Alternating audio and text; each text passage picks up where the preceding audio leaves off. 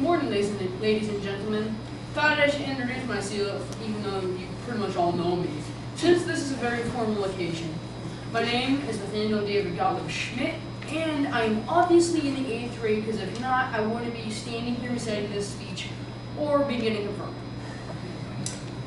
I was asked, I was required by that guy over there, after much, speak a personal theme verse for my confirmation. After much thought and debate, I stumbled upon Hebrews 12:1. It's kind of longish, but it says, and let's see if I can do this from memory. Therefore, since we are surrounded by a great crowd of witnesses, let us throw off everything that hinders and the sin that so easily entangles, and let us run with perseverance the race marked out for us. Now, I don't know about you, but personally, I'm not a huge fan of running for conditioning and things of the like. And my dad can tell you all about it. Yeah, I can see him smirking behind the camera. We will quite often have arguments, because every stinking weekend for the most part, if I want to play any video games for that entire day, I have to run a mile. Wait, sometimes, on a rare occasion, actually, I'll get away with being able to chop it into parts, get it reduced, or maybe even not even have to run at all, my personal favorite. But most of the time, I lose by a mile, literally. To get to the point I hope I already established, I really do not like running. Thank goodness for me, this running is metaphorical. What I mean by that is that we, of course, aren't really running right now as in moving our legs at a quick pace. We are running in a sense that we're making our way through life, starting at birth, all the way to death, and a new life in Jesus. Some people, for instance, Josh Augustine, who I don't think he's here today, I don't know. They kind of like running, and is, pro soccer player guy, they find it sort of easy. However, running a marathon is nothing compared to what we'll have to go through in life. As Jesus says in John 16:33, in this world you will have trouble. Not that we might have trouble, we will have trouble. Will being italicized, capitalized, bold, and underlined.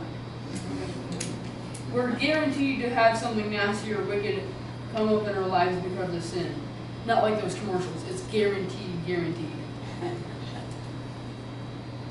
We'll probably be challenged and even persecuted for our faith in the one true God. Just take, for example, all those Christians in Iran, China, North Korea, Pakistan, and all those countries around the globe who get harmed and persecuted in Jesus' name. God forbid it, but you never know.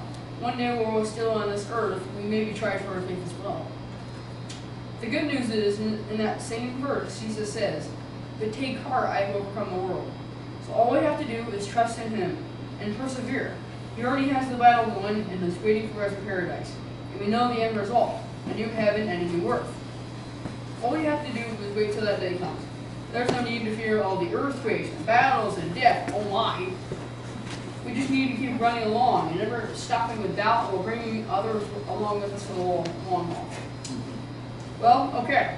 Now that I'm finished with my sermon, or I guess you can call it pep rally, I'm pretty sure that some of you are thinking, okay, now why in the world would he pick a song verse about running of all things if he doesn't even like running in the first place? Now, my answer to your question is not the running part, it's perseverance. You see, I've got several medical issues that I kind of would not like to mention. Kind of seems like I'm fine, but I'm not really a lot of the time. And because sometimes my body just gets really off and things don't go that well for me and my family and everyone else. The thing is though, I've had to deal with all these issues while I'm young. And I can tell the adults in the room kind of know what I'm talking about. So my fellow classmates and compliments, I'll just give you a little warning. You might have issues when you grow up. Sure, it's a bad thing, but I know that God has a purpose for everything and can easily turn the worst thing you can think of into the best in a heartbeat. And I believe that God meant for me to learn perseverance early.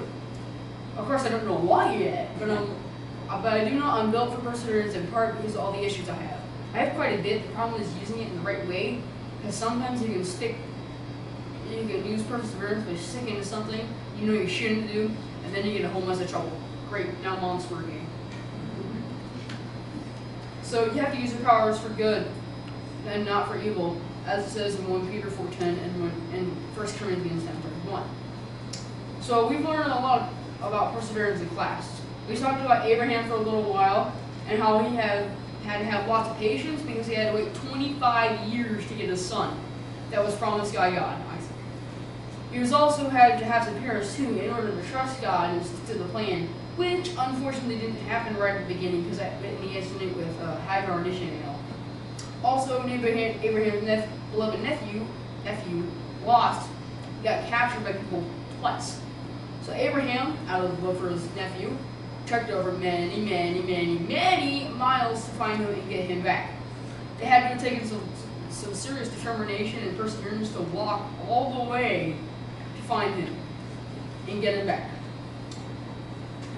Plus, around the time of Reformation Day, we talked about Martin Luther's courage and perseverance to stay with what he knew was right for the church, even to the point of death.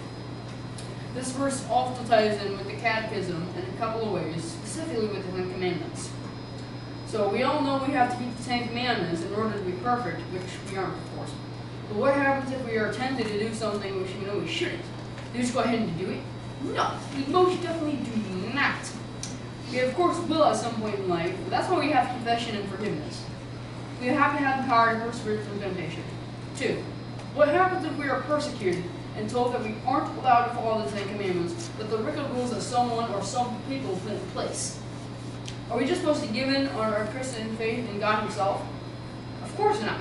We need to be strong and courageous in our faith and praising to and trusting God to deliver us from the evil one, as it says in the Lord's Prayer. Take Daniel in the Old Testament, for example. The king of Babylon, King Nebuchadnezzar, or I like to call him King Nebi for short, passed a new law that the people could pray to any other god but him. Daniel knew this was violating the first commandment. The law also stated that anyone who did not follow the law would be thrown into a lion's den. What was Daniel to do? Give up. Not him. He continued to pray and was eventually caught and thrown in the lion's den. Although he was very scared, and rightfully so, he prayed to God that he may be delivered from the hands and mouths of the lion. In response to Daniel's prayer, an angel set the mouths of the lions, and Daniel was left unharmed. We should be able to do the same with anything, as Daniel, if anything ever comes up. Now that you get the overall idea of what I'm trying to get at, I'd like to give you some context about the chapter in the book. This verse, is in the book of Hebrews, which is considered a general epistle or letter. According to thirdmill.org, scholars really don't know who wrote it, although it was originally believed that Paul did. The book was written for the Jewish, Hellenistic, immature, persecuted, and people with near eternity for Christ, again by thirdmill.org. It's kind of hard to look up something in Hebrews. Book of Hebrews, the author of Hebrews wrote the book to persuade his audience to turn their backs on and reject the local teachings and remain faithful in Jesus Christ. To go into a little bit more detail, the verse is at the beginning of chapter 12. Chapter 12 is the last chapter of Hebrews.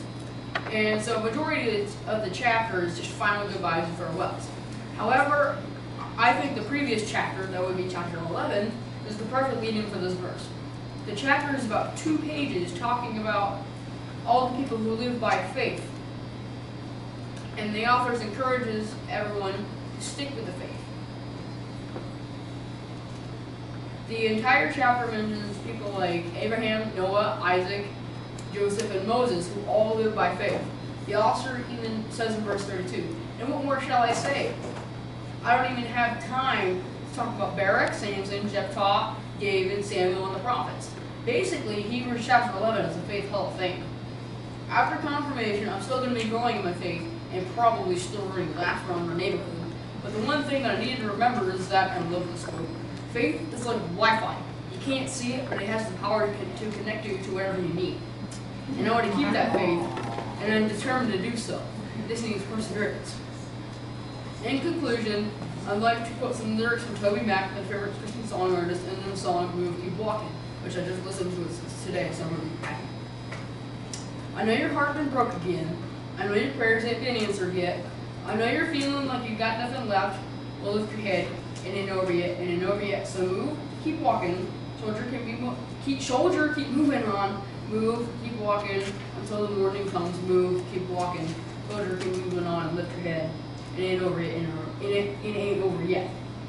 And this song really inspires me to persevere, and just keep swimming, just keep swimming, just keep swimming, just keep swimming, and so on, as it says in the movie Finding Nemo. But this verse doesn't only apply to me though. The book of Hebrews wasn't written just for me. It's written for everyone, besides those I mentioned earlier. As I said earlier, we are all going to face something in life. And knowing that you're not alone on this, we can all join hands and confess our sins to God, who will lovingly forgive us. Then we can, having been refreshed in the faith, take off running with perseverance.